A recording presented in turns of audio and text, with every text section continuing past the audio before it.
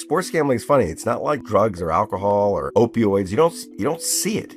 That's the author Michael Lewis. You may know him from his hit books Moneyball, The Blind Side, and The Big Short. But lately there's another issue that he's become obsessed with: sports betting.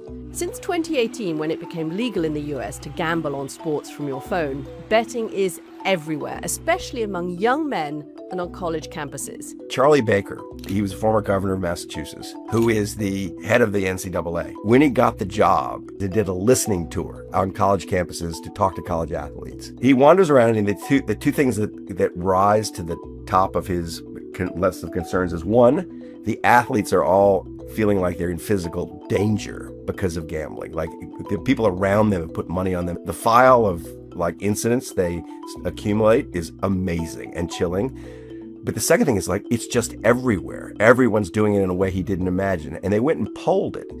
And it was 60% of the young men on college campuses were gambling. The number was something like that. I just thought, could that be true? The actual number is higher than that. 67% of all college students, both male and female, are bettors, according to the NCAA. Michael clearly has a point of view on this. A few months ago, he did an entire podcast series on why he thinks sports gambling is incredibly dangerous for young people. We sent some of Michael's comments to two of the major betting companies. Neither of them issued us a reply, but many betting platforms have pushed back in recent years, saying this is not as big a problem as people like Michael make it out to be. But given just how popular phone-based gambling is these days, I wanted to hear Michael explain why he's so worried and what he thinks we need to do to avoid ushering a generation of young people towards gambling addiction. Michael, I want to start this conversation with a quick back-of-the-napkin bit of maths. There are something like 60 to 70 million men in America aged between the age of 18 to 49. According to a Siena poll, nearly half of men in that age group have an active online sports betting account. So then there's a recent paper in The Lancet that estimates that 9% of adults who bet on sports are at risk of developing a gambling problem. When you hear numbers like that, being a kind of data and narrative guy, how do you connect them? What do you make of it? I had exactly the same reaction to the numbers you're having to the numbers. Is that I thought, this is a slow rolling crisis that we are going to, it takes a little while for the addiction to sort of manifest itself. So it's this invisible kind of problem in the middle of the society. And it's new, it's like we did this, the sports gambling wasn't really, it was trouble to do until the Supreme Court said the federal government couldn't ban it. And that was 2017. The sports gambling companies don't really get up and going till 18, 19. So this is a new phenomenon. I think you're starting to see the stories. It'll unfold like the opioid crisis. It'll be anecdote. A friend whose friend's son killed himself. All that's just coming down the pike. And then people will try to get their minds around just how big a problem it is. And they'll go back to these numbers. I guess from the sort of betting company's point of view, they would look at those Lancet numbers and flip them on their head and say, well, the vast majority of bettors don't have a problem. What's all of the panic about? We've had casinos for years. This is not quantifiably different from people going to casinos. What's your response? I don't think that's how they think about it. The problem gamblers are such the source of their profits. It's like, how do we turn more people into problem gamblers? So I think that's how they think about it. The central feature of the sports gambling business is data and its ability, and why it's different from just a traditional casino in a big way. Well, one, it's in your pocket, and so it's there all the time. But two, they're so good at the companies are so good at figuring out who has a problem and also who knows what they're doing. So that if you know what you're doing, and there are not many people who do. I mean, it's not 1%, it's fractions of 1%. But if you are actually an edge player, if you can effectively count cards in the casino, it takes them a few bets to figure out that you're that person and chuck you out. On the other hand, if you have a problem, it takes them not that long to figure that out and make you a VIP. and make you feel like you belong and you're important and all the rest. And so they're mining that population. I think a lot of their profits come from that population. So that's what they think. And now their defense publicly is going to be something like what you said. It's like, oh, who cares? It's only 9%. But as you say, 9% is millions, and it's not just. It's even more toxic in a way because it's so targeted. It's young men. Yeah. It isn't. So it's not 9% of young men. It's more than it's a, and that population already feels. I mean, this is just a political observation. It already feels to me very volatile and exploitable and a little dangerous. And to inflict more harm upon that population does not seem like a wise thing to do. I have a phone. My daughters have phones. My girlfriends have phones. Why is it so much more prevalent amongst young men than amongst young women? It's extraordinary. So while I was working on my stories about it, just by chance, I went to my son's high school and taught an English class. And there were 40 kids in the class. It was a storytelling class. And my son actually asked me, he knew I was working on this. He said, how many people in here gamble on sports? All of the boys' hands went up and none of the girls went up. And I think so it is so dramatically gendered. Why? It's something in the brain. It's like it's men in risk. It's why when Wall Street blows up and you go to find out who made the stupid bets, it's almost always a man.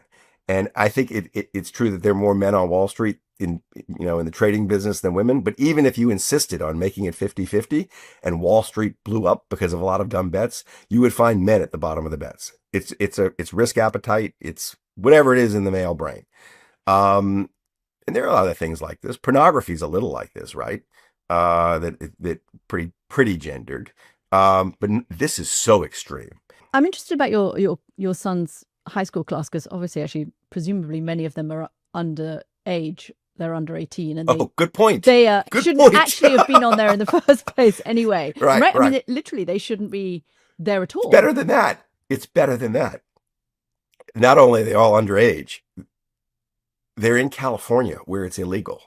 So California is one of a dozen states that doesn't have legalized sports betting. So they're doing it in a state where they're not even supposed to. Nobody's supposed to be able to do it, and they're doing it with such ease that. Yeah.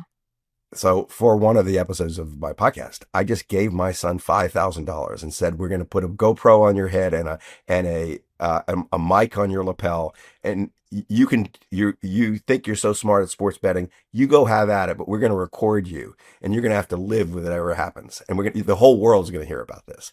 And it took him about 6 seconds to open an account in which he could vaporize $5,000 in a day.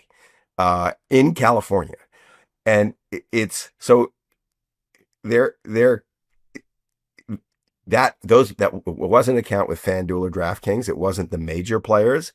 It's shadowy companies, but they're there and everybody's using them.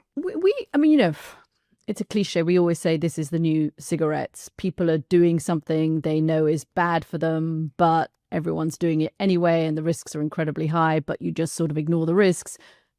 Is this the new cigarettes? Its effects will be a little different, but I mean, he's not going to give you lung cancer. But yes, it's going to create an epidemic of problems, and the problems they're really interesting problems. It undermines the integrity of sport. I mean, I don't know if you watch the smaller stories on ESPN over the last few years. There's this constant drumbeat of pro and college athletes who are with not very much, not huge sums of money at stake. It's almost like they just can't control themselves, compromising their performance or being accused of compromising their performance for the sake of a bet. So it's like, it has side effects that are unlike like tobacco. But the health effects are, real, and and the measurables right now are things like in states. You have these natural experiments where, like, I can't remember which was which, but say Mississippi has legalized sports gambling and Alabama hasn't. you start to see effects on this in the savings rates in the states, effects in bankruptcy. You're already starting to see these macro effects that are just bad. So Yeah, and yes, then it's and then it is. all I think the knock-on effects that come personally with bankruptcy and with being in debt. I saw somewhere that 6% of young men who gamble online say admit to the fact they've lost $500 in a day. I mean, right. these are not people necessarily with $500 in a day to spare. So you then think about what that means in terms of being able to pay their rent, being able to make their car payment, how they feel towards other people potentially if they're in debt or bankrupt. Um, it's All more than true. just a bank account And number. you've got this horrible, unpleasant secret life. Yeah. I mean, it's just not. It isn't healthy. So if you had a magic wand, Michael, if you could do something about it, what is it that you would do? Would you just be trying to put up more friction between the consumer and the betting platforms, Yes. or how would you go The two about it? so there are two things that pop to mind. One is that's the obvious one, is just make it harder. Um, and whether you like maybe ban doing it on your phone, or I don't, the things like that you would introduce, just make it harder. You're not if you and certainly give the regulators one of the problems here, and this is like the problem a bit with tobacco, is the states are all aligned with the gambling companies because the states get revenue from the taxes on the gambling. And it's not a lot of revenue. The numbers are actually surprisingly trivial for the states, but it's new revenue. And they're all starved for new revenue. So the state regulators are not really encouraged to shut it down. The states are in there. It's kind of awful. The government is alongside these Mm. companies creating this problem. Also, it's But new if you, revenue from young people who will be paying taxes for years. yes, yes. It's awful when you start thinking about it. There's another thing aside from introducing snags. And I tried this out in front of a Wall Street audience not that long ago, and I didn't hear anybody argue back. But it's stigmatizing it in this way. I mean, it's hard to see it, but I was talking to people who had to who were choosing money managers. They were big pension funds, that kind of thing. And they asked me, like, if you could how would you in an original way identify people who shouldn't be managing your money? And I said, like, if you could determine who is a VIP at a sports gambling company, you've found someone who Yeah. probably shouldn't be making risk decisions. It isn't that Yeah. you're important. They've actually identified you have some kind of problem. And what about for parents? I mean, you gave the example of your son who was doing it for your podcast and all his classmates who are doing it in a way, probably not for podcasts. But what would you say to the parents of your son's high school friends? What would you say to the parents of a 16-year-old boy when you knew that this could become a possibility for him? So we have an argument in our own family. My wife was pissed when I did this with him. She really thought like you were going to create an addict. And I didn't, we were making different judgments about our son.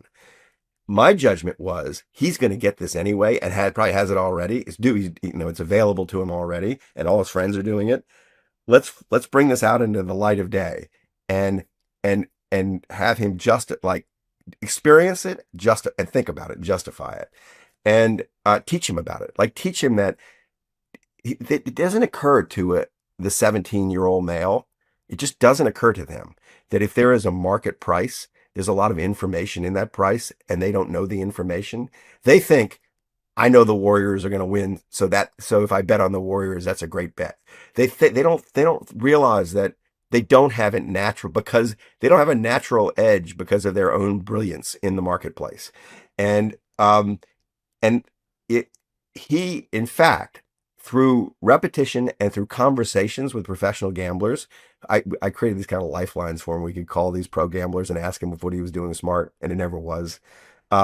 He came to understand that, like, oh, this whole thing is rigged against me. So it was sort of twisting the male ego into a different place, so that it was the smart thing to do, the cool thing to do was like, oh, I know this is a rigged game and I'm not going to play it. And he got there. And do you think it's a message that he could pass on to others? And do you think it's a message that how would other boys learn that message? And it is boys we're talking about, without the experiment that you did with your son. So I didn't know I was going to come in here and plug my podcast. I don't mean to do this. I'm sorry, but we did create You've done this the one research. episode. That's why we've come to you. So that we did create this one episode, the last episode, just for this reason. The idea was hand this example this lesson I've taught my son through experience to like every math teacher in America, and have them give it to their students, or at least their male students, and say like, this is also a math exercise, and we're going to teach you about these markets. That I do think that there are resources like that out there, but this is in story form where you can just hand your kid the thing and say, listen to this, and you'll understand how these markets work. And if you still want to go do it, it's hard to stop you, but don't think you're smart. Michael Lewis, thank you very much. Good seeing you.